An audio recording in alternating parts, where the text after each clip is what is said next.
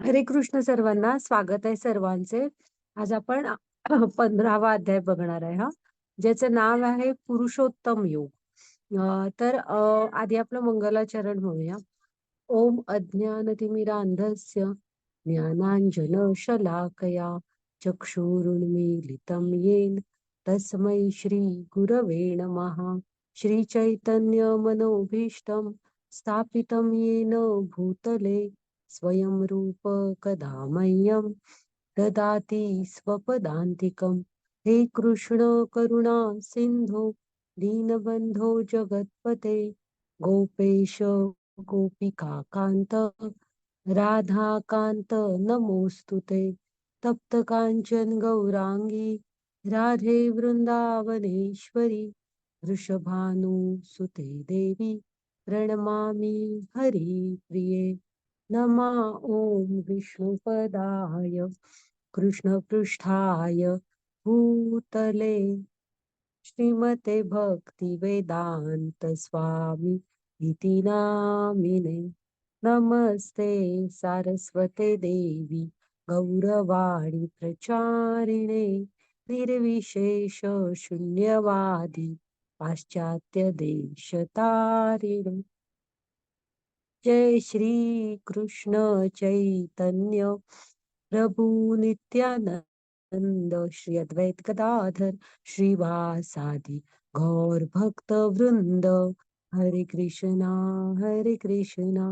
कृष्ण कृष्णा हरे हरे, हरे राम राम राम हरे हरे. हरे कृष्णा कृष्ण कृष्णा हरे हरे, हरे राम राम राम हरे हरे. तर आपण आपले इस्कॉन बँगलोरचे अध्यक्ष नामानिश प्रभूजी यांना प्रणाम करते. पुन्हा आपल्या मराठीच्या ग्रुप हेड पूजा माताजी आणि ज्यांच्याकडून मी गीता शिकले त्या अन्वया माताजी, अशा सर्वांना प्रणाम करते. आणि आपण आपला आजचा अध्याय सुरू करूया. तर माताजी पुढची स्लाइड घ्या. आपण काल हे बघितले की गुणत्रय विभाग योग. हा, आपण सत्व रज आणि तम ह्या गुणांच्या प्रभावाखाली मनुष्य कसा असतो, कसे नाचतो आपण कठपुतली सारखे, कधी येतो त्यांच्या प्रभावाखाली. आणि म्हणजे जेव्हा कधी म्हणजे त्या गुणांच्या पलीकडे जायचं असेल तरी पण काय करायला लागतं असं आपण जरा बघितलं. आता पण ह्याच्यात रिपीट आहे, ते सुरुवातीला महत्वाचं आहे त्यामुळे बघायला हवं. तर आहे ना, हा अध्याय ना तुम्ही 15वा अध्याय गीतेचा प्रत्येक जण कुठे ना कुठे कधी ना कधीतरी ऐकतो. तर हे आहे ना, एक मिनिट, आहे मांजर खूप ओरडतंय आमचं.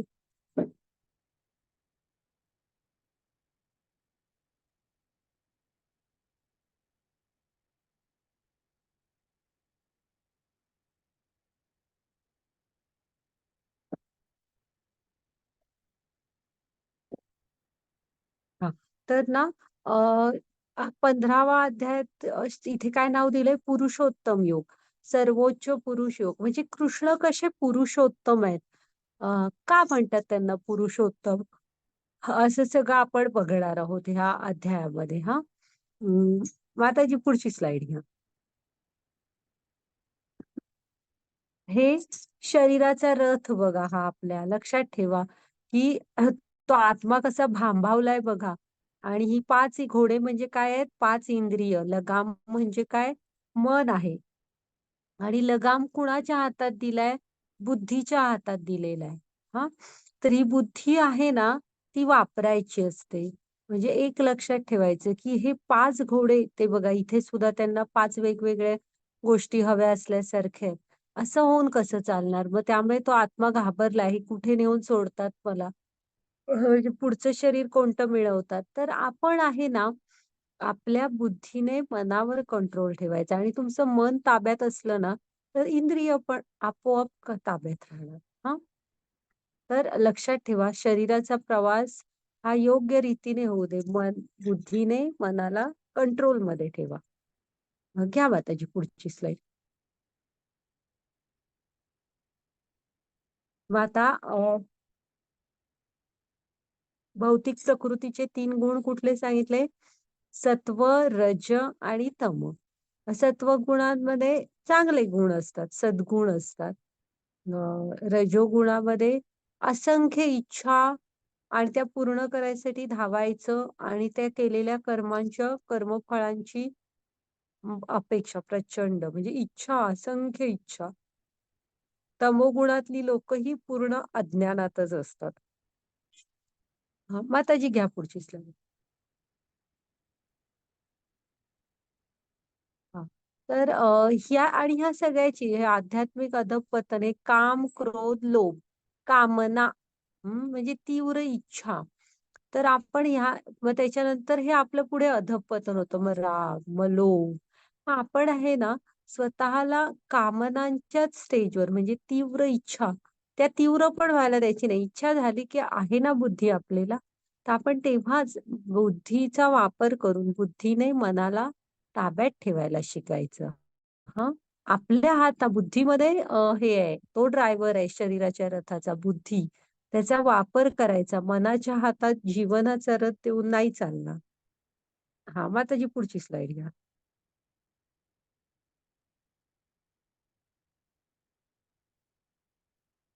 हे आपण बघितले होते. हे आपण जाऊ दे पुढे कसे असतात त्यांचे काल हे आपण बघितले डिटेल. हे जागे झाल्यावर सतोगुणातले लोक काय, रजोगुणातले ते सांगितलंय. हे तमोगुणातले लोक अशी अज्ञानात असतात. त्यामुळे ती खाली वा अधःपतन होतं त्याचं, नरकामध्ये जातात. मग भौतिक प्रकृतीचे 3 गुण कोणते आहेत? सत्व, रज आणि तम. कोणता गुण सर्वात उत्तम आहे? तर आपण शुद्ध सत्व गुणाकडे जायचा प्रयत्न करायचा आहे. हा. आणि ती गुणवत्ता आपण कशी मिळवू शकतो? तर कृष्णांशी भक्तीने जोडून घेऊन, कृष्णांची भक्तिमय सेवा करून. हा, मग त्याची पुढची स्लाइड घ्या.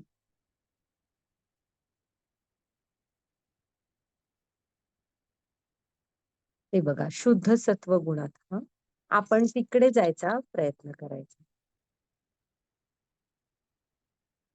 या पुढची slide.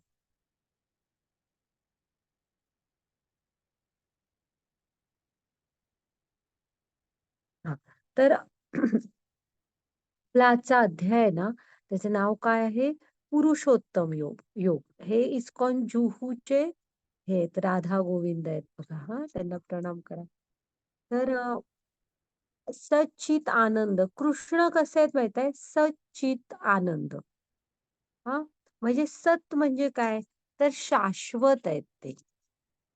म्हणजे काल होते, आजही आहेत आणि उद्याही असणार आहेत. असे शाश्वत. त्यांच्यापासूनच साऱ्याची सुरुवात आहे. त्यांच्यामध्येच सर्व सामावलेलं आहे. म्हणजे ते आपण येऊन जाऊन असतो. ते शाश्वत आहेत. सच म्हणजे त्यामुळे सत म्हणजे काय? शाश्वत. चित म्हणजे काय? ज्ञान. ज्ञानमय आहेत. म्हणजे आता आज आपण 15व्या अध्यायात ते बघणार आहोत. हा. तर ज्ञानाचं म्हणजे स्त्रोत सगळं काही ज्ञान त्यांनीच दिलंय, निर्माणही त्यांनीच केलंय. तर ते ज्ञानाने परिपूर्ण असे आहेत. पूर्ण म्हणजे पूर्ण ज्ञान आहे त्यांच्याकडे. आणि आनंद. आनंद म्हणजे ना कृष्णांचं नाव सुद्धा राम, कृष्ण, विष्णू यांचं हरिनाम बघा, तुम्ही नाव जरी घेतलात ते आणि त्यांचं नाम वेगळं नाही ना, तर आनंद होणार वाटणार तुम्हाला. कधी तुम्ही रस्त्याने वगैरे बघाल, हे जातात, दिंड्या जातात वगैरे, किती आनंदात असतात ती लोक, उड्या मारून मारून अशी नामस्मरणात गुंतलेली असतात. तो आनंद आहे.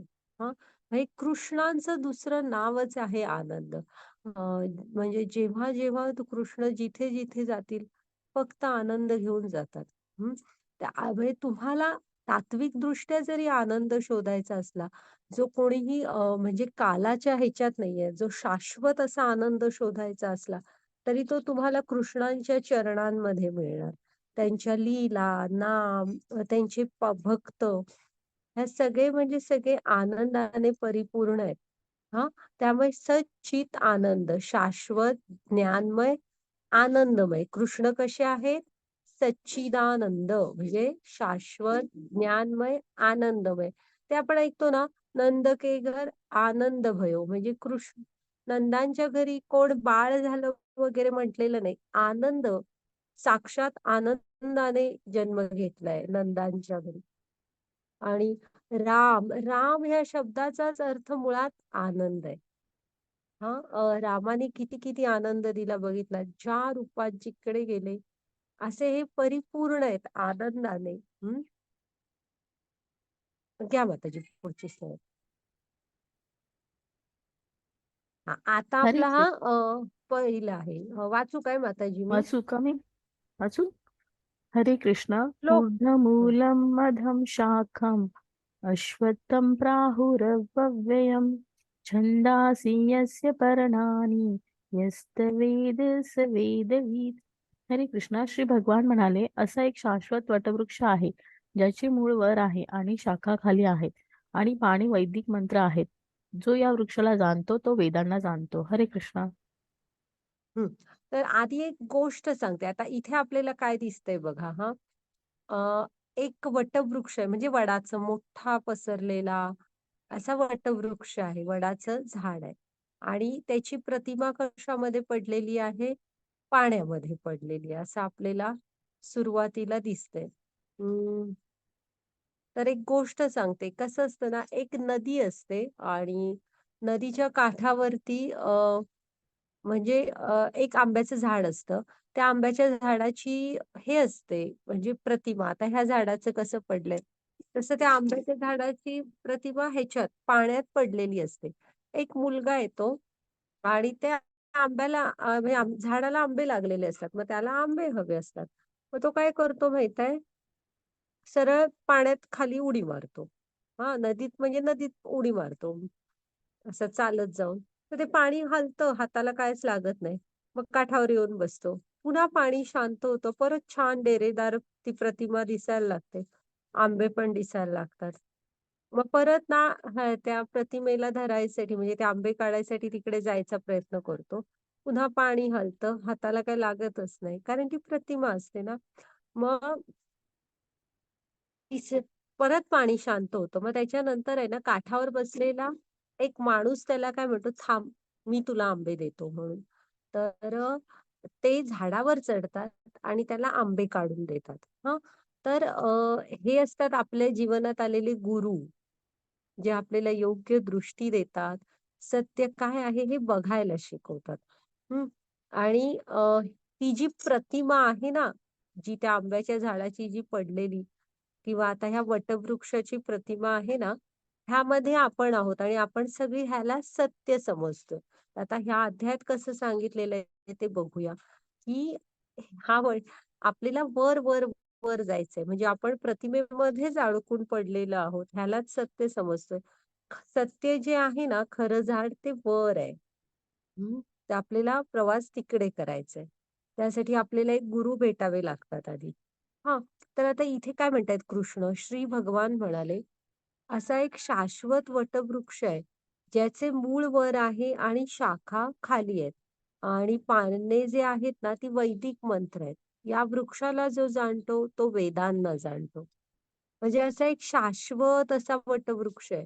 ज्याचं मूळ कसं आहे, आता ह्या फोटोमध्ये तुमच्या लक्षात येईल बघा. त्याचं मूळ आहे ते वर आहे. प्रतिमा आहे ना ती, त्यामुळे. पाण्यातल्या प्रतिमेला बघ. त्याचं मूळ वरती आहे आणि पानं, शाखा आहेत त्या खाली आहेत. आणि ती जी पानं आहेत ना, ती त्याची ते वैदिक मंत्र आहेत. आणि ह्या वृक्षाला जो जाणतो तो वेदांना जाणतो. म्हणजे या वृक्षाला तुम्ही सखोल असं जाणायचा प्रयत्न करायला पाहिजे. तर का आहे हे असं? आपण का आहोत तिकडे? मग ओरिजिनल कुठं आहे? हे जर का प्रतिमा आहे तर ओरिजिनल कसं आहे वगैरे. तर त्याची स्लाइड पुढे येईल. ही आणि हे प्रतिमा पडली आहे हे वटवृक्षाची, ही कशामध्ये पडली आहे? म्हणजे इथे तर कुठली नदी दिसत नाही आम्हाला कधी. मग कशामध्ये आहोत आपण सगळे? असे आपल्याला प्रश्न पडतात ना. आपण बघूया ते पुढे. स्टेप बाय स्टेप जाऊया. तर ही असा एक वटवृक्ष आहे एवढं लक्षात ठेवा. आणि का त्याला खाली शाखा वरी मूळ म्हटलेलं आहे किंवा ऊर्ध्व मूलम अधो शाखम. तर ते प्रतिबिंब आहे म्हणून. हं. आणि आपण त्याच्या फांद्यांमध्ये आहोत. आता ही नंतर सांगते, ते येतील स्लाईड. तर आहे ना, ह्यासाठी ते जे नदीच्या पलीकडचा ओरिजिनल तो वटवृक्ष आहे ना, तो आहे आध्यात्मिक जगात. आणि आपलं हे जे जगत आहे ना, त्याची जी प्रतिमा पडली आहे, हे सगळं आपलं भौतिक जगत आहे. आणि ते आध्यात्मिक जगत आहे. आणि आध्यात्मिक जगातच कृष्ण वसतात. तर हे सगळं आध्यात्मिक जग कसं आपल्यापेक्षा वेगळं आहे? तिकडे जायसाठी आपल्याला काय करावं लागणार? ते बघूया. आणि ह्या कृष्णानीच हे जग बनवलंय आणि ह्याचं वर्णन काय केलंय? अशाश्वत आणि दुःखालय. म्हणजे ज्याने बनवलं त्यानेच पृथ्वीचं वर्णन अशाश्वत आणि दुःखालय केलेलं आहे. इथे काही स्थिर नसतं. हे सतत बदलणारं जग आहे. आणि इथे दुःखालय म्हणजे जन्म, मृत्यू, जरा, व्याधी बघितलात ना, त्यामुळे दुःख आहेत ह्या जीवनात. ती सहन करायला शिकायला हवीत आपल्याला. हं. तर आता जरा फरक बघूया. तर आध्यात्मिक जग आहे स्थायी आहे, म्हणजे सनातन आहे, ते शाश्वत आहे. प्रलय वगैरेनी अशाने ते काही होत नाही. ती आध्यात्मिक लोकं जी आहेत ना, ती नेहमीच स्थिर असतात, म्हणजे जिथे आहेत तिथे. आपल्यावर प्रलय वगैरे 4 युग पूर्ण झाली, की पुन्हा अ, त्रेता म्हणजे सत्ययुगापासून सुरुवात वगैरे हे इकडे होत असतं. ती सनातन आहेत. सत्य म्हणजे स्थिर आहेत कायमची. शाश्वत म्हणतात. हां, आपलं पण खरं आहे, पण तात्पुरतं आहे. भौतिक जगत. हे सतत बदलत असतं. तिथलं प्रेम जे आहे ना, ते खरे प्रेम आहे. म्हणजे ते कृष्णांशी जोडलेलं आहे. इच्छांचं प्रेम नाहीये. हां, आपल्या इथलं प्रेम आहे ते ते काय म्हणतायत बघा, लालसा. लालसा म्हणजे काय? पुढे वाचना. लालसा म्हणजे इच्छा. आपली प्रेम असतात ही नुसती खोटी असतात. आपण प्रेम खरं करत नाही. आपण नुसतं इच्छा म्हणजे आता घरातला एखादा प्राणी जरी पाळला, तर तो तुमच्या मनासारखा वागला तर चांगला, नाहीतर तो चांगला नाही. मला असं कुणीतरी हे दिलं म्हणजे आपण नात्यांच्या मध्ये पण आता फक्त व्यवहार छोटी-छोटी मुलं पण बघायला शिकलेली आहेत. सगळं काय मिळालं तर चांगलं, नाही तर अजिबात चांगलं मला कोण भेटलेलं नाहीये. पुन्हा हेच जर का वेगळं झालं, तुम्हाला कोणाला तरी काहीतरी द्यायचं असलं, तर मात्र आपण इतके व्यवहारी बनतो, की आपण मात्र कोणाला काही देण्याच्या मनस्थितीतच नाहीये आता कोण. त्यामुळे इथलं प्रेम आहे हे सगळा व्यवहार बनवून बसलाय. प्रेमाचा खरा अर्थ असतो, की तुम्ही देणं. त्याच्या बदल्यात कशाचीही अपेक्षा न करणं. तुम्ही तुमची कर्तव्य करताय, तर त्या त्या दृष्टीने तुम्ही द्या. त्याच्या बदल्यात आहे ना, मी तुला हे दिलेलं, मग तू मला रिटर्नमध्ये ते द्यायला पाहिजे. हे प्रेम नसतं. पुन्हा ज्याच्यावर आपलं प्रेम आहे, त्याला जरा आनंदात बघणं, तर आपल्याला पण मग आनंद व्हायला पाहिजे असं. आणि इथे ना सर्वांवरच करायला पाहिजे. प्रेम ही खूप मोठी संकल्पना आहे. ती तुम्ही संतांकडून शिकायला हवी. का नारदांना ह्याला बघून दुःख झालं होतं? कुठेतरी वाल्या कोळीला बघून नारदांना हे झालं होतं ना, की काही अवस्था म्हणून असे कितीतरी लोकांच्या आयुष्यात नारद आलेले आहेत बघा किंवा गुरु. तर तुम्ही विचार करा ज्ञानेश्वरांनी नसती दिली आपल्याला ज्ञानेश्वरी तर. तुकाराम त्यांनी त्याच्यासाठी खूप सहन केलं. खूप म्हणजे सोपं नसतं सिस्टीमच्या विरुद्ध जाणं. कधीच सोपं नसतं. सगळं केलं आणि आपल्याला पण त्यांना ह्या लोकं ही दुःखात आहेत. हे समाज तो त्यांना आनंदी बनवायचा होता. तर हे असतं शुद्ध प्रेम जे फक्त देतात हां. आणि जे दिलंय ना, जे देऊ शकतात ते दिलं. पण त्याच्या बदल्यात त्यांनी कशाची अपेक्षा नाही केली. म्हणजे संत हृदय नवनीत समाना म्हटलंय. त्यामुळे गुरूंचं हृदय हे ह्याच्यासारखं असतं, लोण्यासारखं किंवा लोण्यापेक्षा पण मृदू असं असतं. हां, तर ते असतं. त्यासाठी तुम्हाला गुरूंकडून, संतांकडून, कृष्णांकडून शिकावं लागणार, की शुद्ध प्रेम सुद्धा काय असतं. त्यामुळे इथलं प्रेम तसं नाहीये. अ, इथली सुख जी आहेत ना, ती खरी नित्य सुख आहेत. कारण तो आनंदच शुद्ध आहे ना, कृष्णांशी जोडलेलं आहे तिथं सगळं. शुद्ध विचार, शुद्ध आनंद. त्यामुळे ते नित्य आहे. हां. इथले आनंद कसे असतात, येऊन जाऊन असतात, म्हणजे तात्पुरते असतात. आता आज तुम्ही किती आवडीचं काहीतरी खाल्लत, झोपलात, की उद्या पुन्हा भूक लागली, की उद्याचं काहीतरी आता मला उद्या पण असं पाहिजे वगैरे असं सुरूच होतं ना. आपण तर आनंद ही एक हे असते, मेंटल स्थिती आहे, म्हणजे मानसिक स्थिती आहे. तो आपण म्हणजे शिकायला हवं. जे आहे त्यात ओके आहे. मी हॅपीनेस हा तुम्ही अ, गौर गोपालदासांचं एक पुस्तक आहे. ते वाचा आनंद तुम्ही म्हणजे मानण्यावर आहे असं असं ना. हां, तर एनर्जायझिंग माइंड्स की काहीतरी काय आहे ते? छान आहे गौर गोपाल. ते त्यांनी त्याच्यात व्यवस्थित सांगितलेलं आहे, की तो तुम्ही स्वतःला हॅबिट लावून घ्यायला हवी. आनंदी ही तुमची वृत्ती असायला हवी, आनंदी राहण्याची. हं. तर त्यामुळे नाहीतर इथला आनंद काय अल्पकालीन असतो. इथले नातेसंबंध तिथला आपला खरा नातं आहे ना, आत्म्याचा परमात्म्याशी म्हणजे कृष्णाशी आहे. आपण त्यांचे अंश आहोत. त्यामुळे तिथलं नातं ते जे आहे ते खरं असतं. इथलं नाती जी आहेत ना, ती शेवटी तुम्ही छान प्रकारे निभवून नेऊ शकता. पण प्रॉब्लेम काय काळाने बांधलेले आहोत आपण. शेवटी असं म्हणतात, की सागरात 2 लाकडाचे ओंडके सागरात येतात, एकत्र येतात. मग लाटांप्रमाणे दूरही निघून जातात. तसं हे आहे, ह्या भवसागर आहे. जोपर्यंत किंवा फांद्यांवर पक्षी एकत्र बसतात बघा, नंतर उडून पण जातात. तसं आहे. जेवढा काळ आपला एकमेकांबरोबर लिहिलेला आहे, तेवढाच आपला एकमेकांशी संबंध असतो. तर असं आहे हे. हं. तिथे दुःख नाही, इथे फक्त दुःख आहे. म्हणजे कसं आहे माहीत आहे, हेही पुन्हा तिथे दुःख नाही कारण ती ती आध्यात्मिक जग आहे. तिथे भौतिक काही नाहीच आहे. हे भौतिक जग असल्यामुळे कसं आहे, हे थोडंसं अ, म्हणजे जीवनाचा संघर्ष आहे आपल्याला इथे. मनुष्याला आहे तसा तो प्राण्यांना पण आहे. बघा तुम्ही त्यांना अन्न मिळवण्यासाठी टिकून राहण्यासाठी किती त्रास असतो. त्यामुळे इथे दुःख आहे. हां. आणि जन्म, मृत्यू, जरा, व्याधी ह्या मनुष्य जीवनाची 4 वास्तविक दुःख जी सांगितली आहेत, ती त्या जगात नाहीयेत, ह्या जगात मात्र आहेत. हं. तर असं हे आध्यात्मिक जगत आणि भौतिक जगत आणि तो ओरिजिनल वटवृक्ष जो आहे ना, तो आध्यात्मिक जगात आहे आणि भौतिक जगात त्याची फक्त प्रतिमा पडलेली आहे. ते आपल्या जगात. हां. आणि हे बघा इकडे एक जिना दाखवला म्हणजे पायऱ्या, पायऱ्या, पायऱ्या, पायऱ्या ना.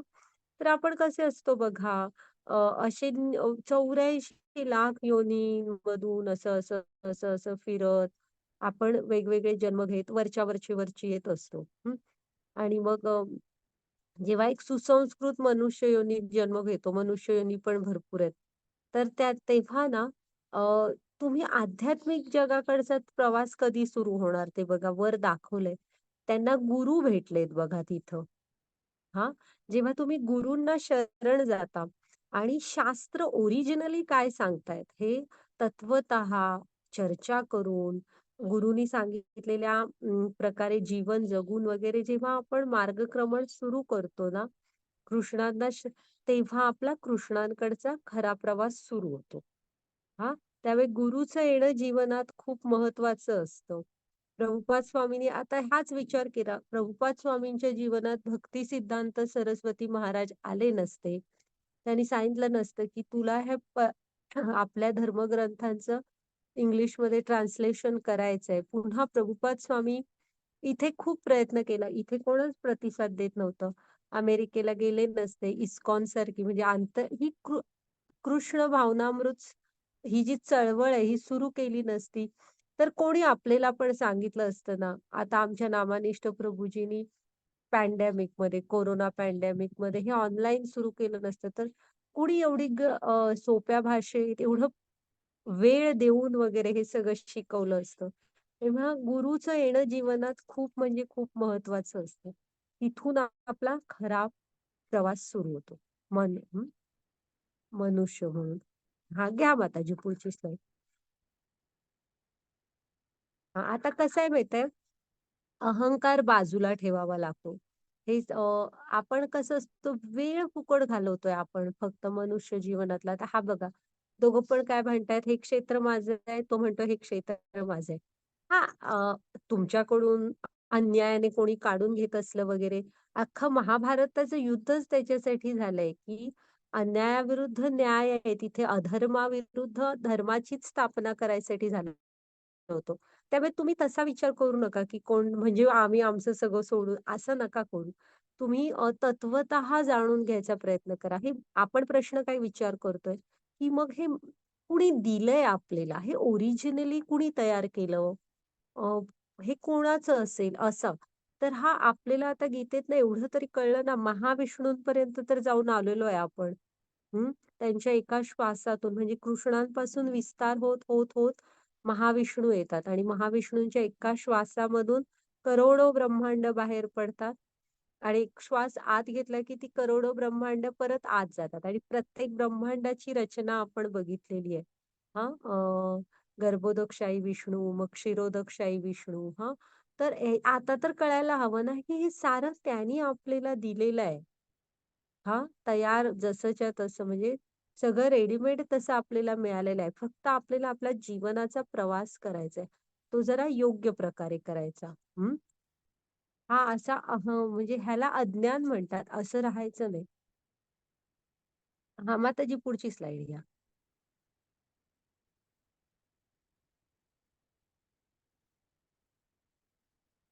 इथे पण बघा, की कृष्ण भावनाभावित जीवनाकडे आपल्याला जायचंय. संत होते आपले सगळे बघा. जे काय दिलं ते विठ्ठलाच्या चरणी अर्पण असे त्यांची भावना आहे की नाही. तर आता ही माझी संपत्ती आहे. संपत्ती काही कोण काढून घेत नाहीये तुमची. पण हे एक आपण गीता शिकतोय म्हणून तरी एक मूळ सत्य जाणायला हवं, की कुठेतरी ही कृष्णांची कृपा आहे आपल्यावर आणि हे मूळतः सर्व त्यांचं आहे. काही वर्षांसाठी जोपर्यंत आपण आहोत, काही वर्षासाठी फक्त हे सगळं माझ्या हातात आहे आणि हे कधी ना कधीतरी इथे काही कोण अमर होऊन आलेलं नाही. कधी ना कधीतरी पास ओव्हर होतं. म्हणजे आपण दुसऱ्याकडे ते देतो, पुढे निघून जातो. अमर नाहीये ना आपण. त्यामुळे ही तथ्य जीवनाची लक्षात ठेवायची. संपत्ती ही माझी आहे म्हणजे ही कृष्णांची कृपा आहे. असं आहे ना, आपण कृष्णांशी स्वतःला जोडून घ्यायचं असतं. सारं त्यांनी दिलेलं आहे, सारं त्यांची कृपा आहे. हं. आणि हेच तथ्य आपण विसरलोय म्हणतात बघा ते, की आपण इथं तात्पुरते आहोत. हं. हां, घ्या माताजी पुढची स्लाईड. त्यामुळे आहे तर आहे. म्हणजे इथे सुख-दुःखात सम राहायला शिकायचं. आहे तर आहे. वेळ मिळालेला थोडा हरिनाम जप, जरा कृष्णांची सेवा, मंदिरात जाणं, वेगवेगळ्या पवित्र तीर्थस्थळं आहेत तिकडे जाणं, अशासाठी वेळ घालवा. धार्मिक ग्रंथांचं वाचन करा. जरा चर्चा करा एकमेकांबरोबर म्हणजे भावंडांमध्ये, आई-वडिलांबरोबर ह्या लीला असतात ना, कथा श्रवण च्याविषयी चर्चा करा. ते तसं वागून त्याचे अनुभव स्वतः घ्या. किती-किती अनुभव लोकं सांगतात, की काय-काय गीतेने त्यांच्यामध्ये फरक केला वगैरे हां. आता योग्य दृष्टी त्या कशी असते ती बघा, की तो काय म्हणतोय, "तुम्ही मला मूर्ख म्हणायची हिंमत कशी केली?" ही खोटी प्रतिष्ठा. तर एखाद्याला मूर्ख म्हणणं ही चूक आहे. पण त्याला राग आला. आणि हे दुसरे काय म्हणतायत, की एक मी मूर्ख आहे, की ज्याने कृष्णाची उपासना सोडून दिली आणि इथे दुःख भोगतोय. हां, हा असा एक विचार आहे, की अ, म्हणजे आधी पहिलं काम करायला हवं, की आपण स्वतःला कृष्णांशी जोडून घ्यायला हवं. ते खोट्या प्रतिष्ठेपासून मुक्त आहेत. ही इथे खोटी प्रतिष्ठा सांभाळतायत. हं. हां, मग आता जी पुढची स्लाईड घ्या. तर अशी योग्य दृष्टी आपल्यामध्ये आणायला हवी. तो काय म्हणतोय बघा आता हां, मी खूप पैसे कमावतो कारण मी सुपर प्रतिभावान आहे. हां. आणि हा काय म्हणतोय बघा, माझ्याकडे जे काय आहे ते कृष्णांच्या दयेमुळे. हां, हा भ्रमात नाहीयेत हां. इकडचा आहे हा भ्रमात आहे. हा भ्रमापासून मुक्त आहे. आणि तुम्हाला सांगितलं ना की त्याला ते ज्ञान आहे, की तुम्ही जे काही कर्म करता ती फळं कृष्णांना अर्पण करून टाका हं, वगैरे असं सगळं त्यामुळे तो भ्रमापासून मुक्त आहे. तर आपण पण असं जरा स्वतःला योग्य दृष्टी द्यायची आणि कृष्णांशी जोडून घ्यायचं. हां, मग आता जी पुढची स्लाईड घ्या. आता ही सगळी आहेत ही खोटे नातं म्हणतायत आणि खरा संबंध पुढे दाखवलाय. तर खोटा म्हणजे नाही, खोटा असा शब्दच आहे. हे जरा ट्रान्सलेशन इंग्लिश मधून मराठीत हे होतं, पण तुम्ही तात्पुरतं आहेत ते. ही जी नाती आहेत ना हां, ही जी आपल्यावर जबाबदाऱ्या ह्या पडल्यात, ह्या योग्य प्रकारे पार पाडायच्या. हे एक करायचं, पण हे तात्पुरतं आहे. हा मनुष्य जीवनात ना ही सगळी कर्तव्य करत न एक खरा संबंध आपल्याला जोडायचा आहे. आत्म्याच्या आनंदासाठी काहीतरी करायचंय आणि ह्या सगळ्यांना बरोबर घेऊन जाऊन करायचंय हां. हे तर आपलं पहिलं कर्तव्य असतं, की तुम्ही तुमच्या फॅमिलीला पण कृष्ण भावना शिकवायला हवी. एकत्र कीर्तन वगैरे करा घरी बसून. त्यांना पण सांगा. तर खरं नातं कुणाशी जोडायचंय बघा. माताजी घ्या पुढची स्लाईड.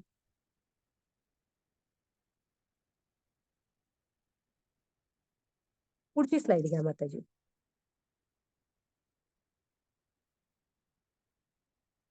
तर आपला खरा संबंध आहे ना, आपल्या प्रभू म्हणजे कृष्णांशी आपल्याला जोडायचा आहे. हां. तर त्यामुळे जसा वेळ मिळेल, तो थोडा वेळ काढून वगैरे हरिनाम जप करा, कथा ऐका आणि कृष्णांशी आपल्याला मनुष्य जीवन भगवत प्रेम प्राप्तीसाठी झालेलं आहे. ते करायला हवं मुख्य म्हणजे. हां, ते बघा त्यांना कृष्ण म्हणजे काय? आकर्षक आहेत, सर्वाकर्षक. ते सर्वांना आकर्षून घेतात. तर आपण पण थोडं आकर्षित व्हायला हवं कृष्णांकडे. स्लाईड किती छान बनवली आहे बघा. घ्या माताजी पुढची स्लाईड.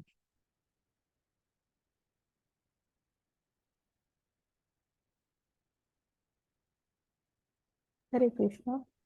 न तत्प्रसयति सूर्य न शशांको न पावक यद्वा न निवर्तते तत्तं परमं. हरे कृष्ण. त्या माझ्या परमधामाला सूर्य किंवा चंद्र तसेच अग्नी किंवा वीज प्रकाशित करीत नाही. हे जे त्या धामाला पोचतात ते पुन्हा या भौतिक जगतात परतून येत नाही. हरे कृष्णा. त्यांच्या जगताचं वर्णन केलेलं आहे. कसं आहे माहित आहे? आपल्याला सूर्याच्या प्रकाशाने हे सगळं प्रकाशमान आहे. आपलं भौतिक जगत. हं. तर त्यांची जी धामं आहेत ना, ही आध्यात्मिक लोक आहे ना, हे कसं आहे? स्वयंप्रकाशित आहे. त्याला चंद्र, सूर्य, अग्नी ह्यांची आवश्यकता नाही. ते स्वयंप्रकाशित आहे. आणि त्या धामाला जे पोहोचतात ना, ते ह्या भौतिक जगात परत येत नाहीत. म्हणजे एकदा तुम्ही आध्यात्मिक लोकात गेला ना, की परत पुन्हा म्हणजे हे जन्म-मृत्यूच्या प्रवासातून मुक्ती असते. ते शाश्वत आहे ना, आपण परत इकडे येत नाही. हां, घ्या माताजी पुढची स्लाईड.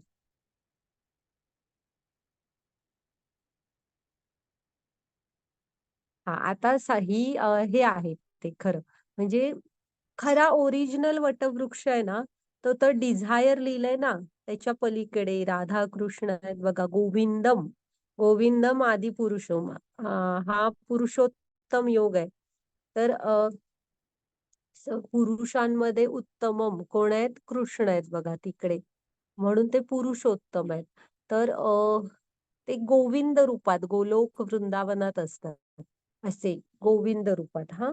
तर तिथं मूळ आहे हे. म्हणजे हे वरचं आहे ते खरं, शाश्वत आणि त्याची ही जी प्रतिमा आहे ना, ती आपल्याला दिसते. मग ही कशामध्ये पडली आहे बघा, तर डिझायर लिहिलंय. इच्छांच्या नदीमध्ये पडलेली प्रतिमा आहे ही. हं. आपल्याला आपल्यामध्ये आणि कृष्णांच्या मध्ये काय आहे? इच्छांची नदी आहे. दुसरी कुठली नदी नाहीये. ती इच्छांची नदी आपल्याला पार करायची आहे. तरच आपण खऱ्या ह्याच्यामध्ये जाऊ शकू. हं. तर ते ओरिजिनल आहे. आता तुम्ही प्रतिबिंबामध्ये या. हे इथे ब्रह्मा दिसतायत बघा. आपलं जे खाली शाखा वरी मूळ आहे ना, तर वरी मूळ आहे त्या मुळावर पहिलं कोण आहे बघा ब्रह्मा आहेत. हां. तर तिकडनं ब्रह्मांमधूनच ही सृष्टीची सुरुवात झाली आहे ना सगळी. त्यामुळे मुळावर कोण आहेत ब्रह्मा आणि तिथून खाली, खाली, खाली आता हे बरंच वर्णन आहे. तुम्ही ग्रंथ अध्याय वाचलात तर कळेल की म्हणजे कसं-कसं आहे, की हा जो आहे ना, आजपर्यंत तुम्हाला वाटेल मी असा चढत-चढत जाऊन वगैरे क्रॉस करेन. आजपर्यंत हा इतका पसरलेला आहे आणि हे आपल्या कर्मांमुळे की नाही फळांमुळे, कर्मांमुळे वाढतच आहे, वाढतच आहे. ह्याचा कधीही कोणाला सुरुवात, शेवट सापडलेली नाही ह्याच्या शाखांची. इतका हा भव्य-दिव्य असा आहे. हां. आणि आपण काय करत असतो, प्रत्येक जन्मात म्हणजे ह्या फांदीवरून त्या फांदीवर असंच आपलं सुरू असतं. तर तुम्ही थोडं झूम केलं तर तुमच्या लक्षात येणार आता तुझ्या, की वरती आहेत ना, त्या थोड्या उच्च श्रेय हे आहेत. श्रेणी म्हणजे देवी-देवता वगैरे असे दिसतायत बघ. इंद्र आहे ऐरावतावर, अ, गंधर्व वगैरे अशी वरती थोडी उच्च हे देवी-देवता वगैरे अशी लोकं आहेत हां. मग त्याच्यानंतर तुम्ही जसं-जसं खाली याल ना, तसे मनुष्य आहेत. मग वनांमध्ये राहणारा तो बघ झाडावर राहून शिकार करणारा असं. मग तेही झाले की त्याच्या खाली प्राणी आहेत. हं. म्हणजे जसं-जसं खाली जाल, तसं-तसं आपलं आणि अधःपतन होत जातंय. हां. मग आपण आहे ना, फक्त ह्या फांदीवरनं त्या फांदीवर वगैरे असंच करतोय आपण. बाकी दुसरं काही करतच नाहीये. मग आपल्याला जर का कृष्णांकडे जायचं असेल ना, तर आपण काय करायला हवं? ही इच्छांची नदी पार कशी करायची?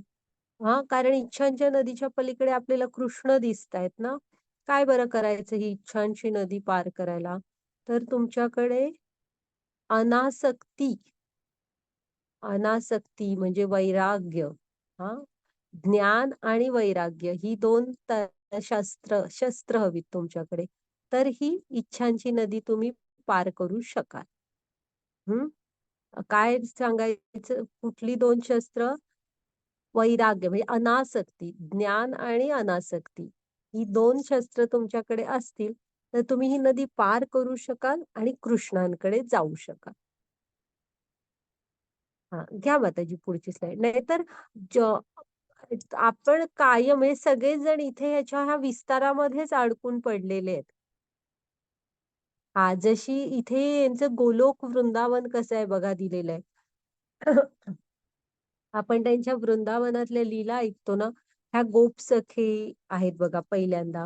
मग गोमातेबरोबर, पुन्हा गोपसख्यांबरोबर ह्या लीला खूप छान आहेत. तुम्ही कधी वाचायला लागलात ना, संपू नये असं वाटतं. इतकं रम्य असं आणि जेवढं प्रेम ह्यांनी सर्वांनी दिलं, कृष्णाने पण त्यांना तितकंच प्रेम दिलं.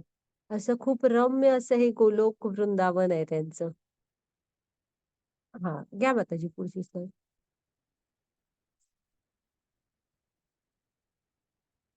हां, इथे पण बघा बलराम आणि त्यांच्या सख्यांबरोबर बसलेत.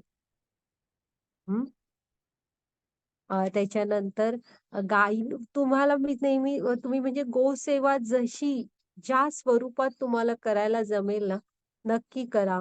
गोमातेचं महत्त्वच वेगळं आहे. तिचा सहवास सुद्धा तुम्हाला खूप म्हणजे तुम्ही आयुर्वेदाच्या दृष्टीने बघितलात तरी देणार आणि भगवत प्रेम प्राप्तीच्या दृष्टीने बघितलात तरीही तुम्हाला तिचा सहवास जरी थोडा वेळ केलात, तरी आनंदच आनंद आहे. हं.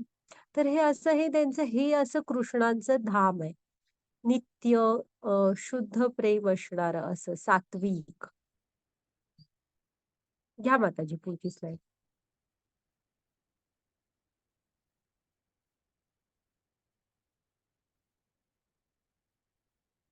हरे कृष्ण ममैवांशो जीवलोके जीवभूत सनातन मनसष्टानि इंद्रियाणि प्रकृतीस्थानी कर्षति.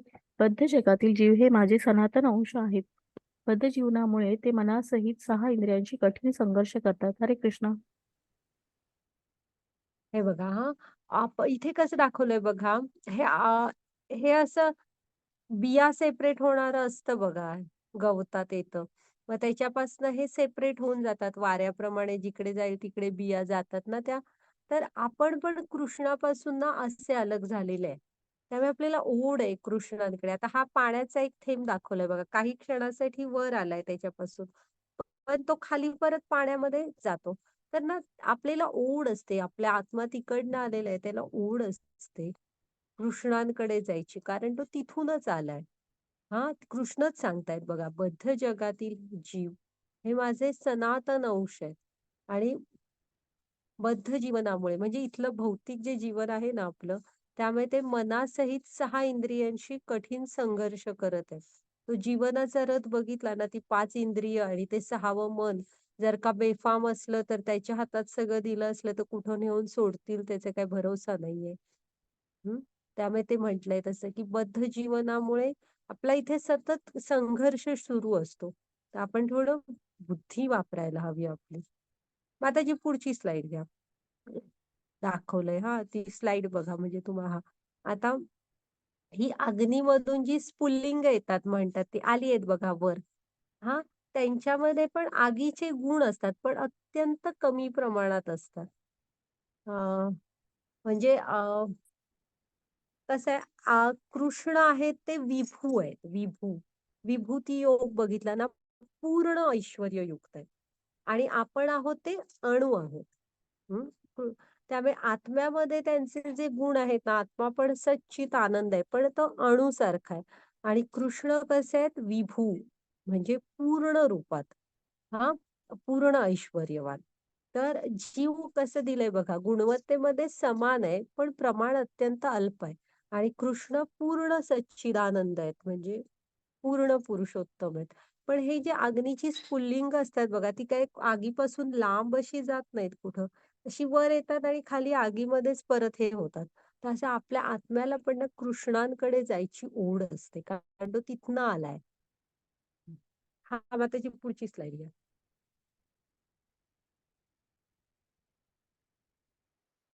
हरे हरे कृष्ण. सर्वस्य चाहं हृदि सन्निविष्टो मत्तस्मृतिज्ञानपपोहन च वेदच्च सर्वम् अहं वेदान्तकृतिविदी वेद चाहं. हरे कृष्णा, मी प्रत्येकाच्या हृदयात स्थित आहे. माझ्यापासून स्मृती, ज्ञान आणि विस्मृती होतात. सर्व वेदांद्वारे मी जाणण्यायोग्य आहे. निसंदेह वेदांताचं संकलन आहे आणि वेदांचा ज्ञाताही मीच आहे. हरे कृष्ण. तुम्ही 15.15 हा श्लोक नक्की जसा 15वा अध्यायातला पहिला श्लोक तसा 15.15वा श्लोक. हां, बघितला प्रत्येकाने तो बालपणी ऐकलेला असतो. काही नाही कळला तरी आपण ऐकलेला असतो. तर हे लक्षात ठेवा, श्लोक पाठ करा. काय म्हणतायत बघा, हरे कृष्ण सर्वस्य पाठ कर हंसिका श्लोक तो. सर्वस्य चाहं हृदि सन्निविष्टो मत्त स्मृती ज्ञान अपोहनम च वेदैश्च सर्वैश्च अहमेव वेदो वेदांत कृत वेदवित एव च अहम्. हां, म्हणजे एका ह्याच्या आता ना, जेव्हा असे श्लोक आपण शिकतो, तेव्हा तरी कधीतरी कुणाला तरी आपल्याला ठामपणे सांगता यायला पाहिजे, की कुणी विचारलं गीतेमध्ये काय शिकलात? तर एकतर ते आपल्या हे येतात ना, होमवर्क त्याची उत्तरं लिहा म्हणून सांगितलंय ना वहीमध्ये. म्हणजे तुमची एक वही तयार होईल 18 दिवसाचा अध्याय 18 दिवसाचा हा आपला क्लास झाला की. तर आता हा एक श्लोक लक्षात ठेवा, की पण का? काय कृष्ण कृष्ण करते? का कृष्णच? तर हा श्लोक सांगा त्यांनी इथे सांगितलंय बघा, की मी प्रत्येकाच्या हृदयात स्थित आहे. हं. माझ्यापासूनच स्मृती, ज्ञान, विस्मृती होते. म्हणजे प्रत्येकाच्या हृदयामध्ये कृष्ण स्थित आहेत. प्रत्येकाच्या. हां. आणि आपल्याला ह्या जन्मातलंच फक्त लक्षात आहे, पण असा आपला खूप प्रवास झालेला आहे. तर हे जी स्मृती असते आपली, हं, पुन्हा आपल्याला दिलेलं ज्ञान आहे. आता ज्ञानाचं पुढे आहेच वेदांमध्ये. हे पुन्हा विस्मृती आपण पुढचा जन्म घेतो तेव्हा मागचं सगळं विसरतो आणि ते आपल्यासाठी चांगलं असतं. नाहीतर ह्याच जन्मातलं आपण किती काय-काय लक्षात ठेवून भांडणं काढत असतो आणि मागच्या जन्मातलं आठवलं असतं तर काय माहिती. त्यामुळे स्मृती, ज्ञान, विस्मृती हे पण कोण आहे? कृष्ण आहेत. हां, म्हणजे कृष्णांपासूनच होते. वेदांद्वारे जाणण्यायोग्य कोण आहेत? कृष्ण आहेत. वेदांचा संकलक म्हणजे वेदांची निर्मिती कोणी केली आहे? कृष्णाने केली आहे. आणि वेदांचं ज्ञान ब्रह्मांना कुणी दिलं? ते पण कृष्णाने दिलं. म्हणजे वेद बनवले कृष्णाने. ज्ञान ब्रह्मांना दिलं कृष्णाने आणि वेदांचं सार काय आहे? तर वेदांचं सार पण कृष्णच आहे. हां, मग वेद वेद वेद मूळ मूळ करत गेला तर कृष्णच सापडणार तुम्हाला. त्यामुळे लक्षात ठेवा, त्यामुळे की कृष्ण का पुरुषोत्तम आहे, सर्वांमध्ये उत्तम आहे. तुम्ही मूळ मूळ मूळ शोधत गेलात किंवा सर्वोच्च स्रोत शोधत गेलात तर आपला प्रवास कृष्णांमध्येच जाऊन संपणार. हा, घ्या माताजी पुढची स्लाइड. आणि ते प्रत्येकाच्या हृदयामध्ये स्थित आहेत. हे इकडे आपण ना ज्ञानाच्या नजरेने, हा तो फेमस श्लोक लक्षात ठेवायचा आपण. एक ज्ञानी मनुष्य असतो ना, तो गाय, ब्राह्मण, हत्ती, चांडाळ आणि कुत्रा ह्या सगळ्यांना समस्तरावर बघतो. तर काय आहे यांच्यात समस्तरावर बघण्यासारखं ना, तर ते फक्त त्यांच्या हृदयातला कृष्ण बघतात. ते वरचं शरीर बघतच नाहीत. ते काय म्हणतात, ह्या प्रत्येकाच्या हृदयामध्ये कृष्ण आहे एवढंच बघतात. तर ही असते ज्ञानाची नजर. ते ज्ञानामध्ये एक ज्ञानी मनुष्य अजिबात फरक करत नाही, हे सगळ्यांना ह्याच्यात बघतात. आणि ऋग्वेद, यजुर्वेद, सामवेद, अथर्ववेद हे 4 वेद आहेत ना, तर हे दिले ब्रह्मांना ज्ञान कोणी? कृष्णाने. निर्माण कोणी केले? कृष्णाने. आणि वेदांद्वारे जाणण्यायोग्य पण कोण आहे? कृष्ण. आपण पण ज्ञानाच्या नजरेने बघायला शिकायला हवं. घ्या माताजी पुढची स्लाइड. तर आज कृष्ण आपलं म्हणजे अर्जुनासारखे बना, आपलं स्वतःचं लक्ष चुकवू नका. काय आहे आपलं मनुष्य जीवनाचं ध्येय कृष्ण आहे. हा एक चान्स असतो आपल्याकडे कृष्णांशी म्हणजे त्यांच्याशी नातं जोडण्याचा, त्यांची थोडी भक्तिमय सेवा करण्याचा. तर आपण पण अर्जुनासारखे बनायला हवं. हा, माताजी पुढची स्लाइड घ्या. अर्जुन गुरुकुलामध्ये उठून म्हणजे सगळी जण उठायच्या आधीपासून उठून वगैरे अतिशय लक्ष देऊन सराव करायचा त्याच्या धनुर्विद्येचा. हरे उगाच कृष्ण. तो श्रेष्ठ धनुर्धर नव्हता. हा, वाचा माताजी. हरे कृष्णा. यो मामे वसमडो जानती पुरुषोत्तमं स सर्व विद्ये जाती मा सर्व भावेन भारत. जो मला संशयरहित होऊन पुरुषोत्तम भगवान म्हणून जाणतो तो सर्वज्ञ होय. म्हणून हे भारता तो माझ्या भक्तीमध्ये पूर्णपणे संलग्न होतो. हरे कृष्णा. हे बघा, हा पण श्लोक इथे आता त्यांनी पूर्ण सांगितलंय ना, जो मला संशय रहित होऊन पूर्ण पुरुषोत्तम भगवान म्हणून जाणतो तो सर्वज्ञ होय. मग आपण पण जरा अभ्यास करायला हवा, कसे ते पूर्ण पुरुषोत्तम भगवान आहेत ते सांगितलं इथे व्यवस्थित. अर्जुनाने आणि प्रश्न विचारले, त्यामुळे गहिर म्हणजे विस्तृत अशी उत्तरं दिलेली आहेत. तर आपण पण ते जरा जाणायला हवं आणि संशय रहित होऊन कृष्णांना पूर्ण पुरुषोत्तम भगवान म्हणून जाणायला हवं. आणि तोच सर्वज्ञ असं म्हणतायत कृष्ण बघा इथे. म्हणून हे भारता, म्हणजे जेव्हा आपण हे जाणतो ना, तेव्हा आपोआप आपण त्यांच्या भक्तीमध्ये पूर्णपणे संलग्न होतो. म्हणून हे भारता तो माझ्या भक्तीमध्ये पूर्ण संलग्न होतो. हा, घ्या माताजी पुढची स्लाइड.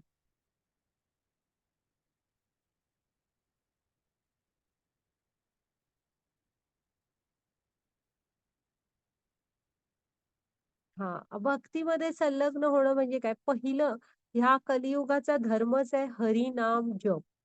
तर आपल्याला जप करावा लागेल. हा, आणि त्यासाठी आपल्याला जीवनात गुरूंची आवश्यकता असते. गुरूंकडे जा, जिज्ञासा करा. त्यांनी सांगितलेलं ऐका, शास्त्रांचं श्रवण करा. आता बघा, ही नारदांची गुरु शिष्य परंपरा बघा. प्रल्हाद महाराज, ध्रुव महाराज, व्यासदेव, वाल्मिकी मुनी आणि असे बरेच आहेत. आपल्या माता, हे देवी जगत आहे ना इथले सगळं माता भवानी म्हणजे पार्वती मातेंकडे सगळं दिलेलं आहे इथलं हे. त्या प्रमुख आहेत, कर्मानुसार प्रत्येकाला शिक्षा देणं वगैरे असं. तर त्यांचेच पार्वती मातेचे पण गुरु कोण आहेत? नारद आहेत. तर काही वेळांसाठी फक्त नारद त्यांच्या आयुष्यात आले आणि किती जीवनात बदल झाला बघा, किती थोर भक्त झाले. आपल्याला पण मार्गदर्शनाची गरज पडणार. हा माताजी पुढची स्लाइड घ्या. त्यामुळे नारदांना बघताना कधीच तुम्ही ह्याने बघू नका. त्यांना बघताना आपण जरा गोष्टीत वेगळ्या अँगलने बघतो. नारद म्हणजे भांडणं लावणार अजिबात नाही. नारदांसारखे आध्यात्मिक गुरु नाही. आणि इथे काय सांगितलंय बघा, शास्त्रांवर कधी संशय घेऊ नका.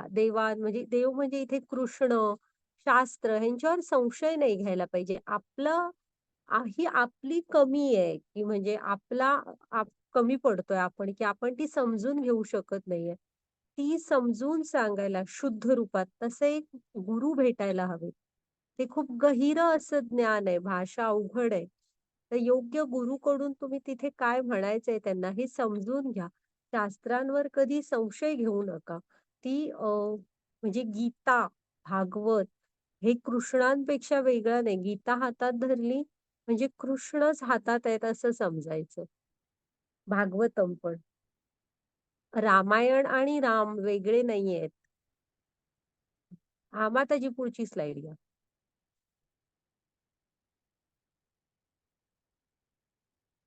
हे बघा हा काय म्हणतायत ते आपण वेदांचे ध्येय म्हणजे कंसात काय आहे कृष्ण न शोधता वेदांचा अभ्यास केलात तर आपण आपला बहुमोल वेळ वाया घालवणार. म्हणजे जर का तुम्ही कृष्ण न शोधता वेदांचा अभ्यास करत असलात तर तुम्ही फक्त तुमचा वेळ फुकट घालवताय. हातात काही लागणार नाही. हा घ्या माताजी पुढची स्लाइड. हे भजन आहे. जय राधा मा थांबा 1 मिनिट हा मी चाल आठवते. जय राधा माधव कुंज बिहारी गोपी जन वल्लभ गिरीवर धारी. जय राधा माधव कुंज बिहारी गोपी जन वल्लभ गिरीवर धारी. यशोदानंदन व्रज जनरंजन यशोदानंदन व्रज जनरंजन यमुना तीर वनचारी. जय राधा माधव कुंज बिहारी. अशा प्रकारचं भजन आहे ते. आणि हा माताजी पुढची स्लाइड घ्या. ती नावं पण आहेत हा कृष्णांची. मग जप करा आणि आनंदी राहा. हरे कृष्ण कृष्ण कृष्ण हरे हरे हरे राम राम राम हरे हरे. तर जप करा आनंदी राहा. माताजी थांबवा रेकॉर्डिंग स्टॉप करा.